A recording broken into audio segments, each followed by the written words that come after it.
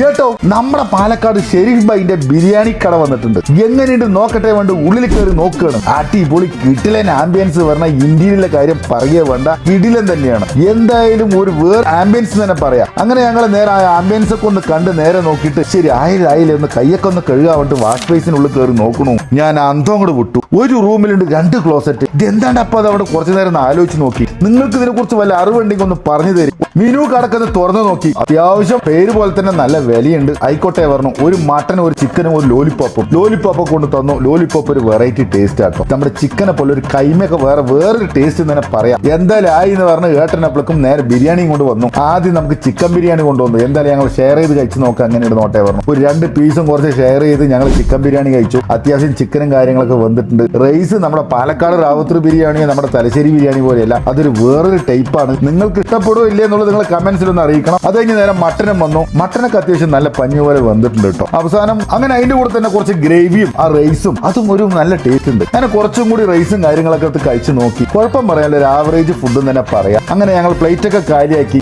Full കാലിയാക്കിയ ശേഷം ഞങ്ങൾ ആ ഇന്റീരിയലിലെ കാര്യത്തിൽ നമുക്ക് ഒന്നും കൂടി പറയാനുണ്ട്.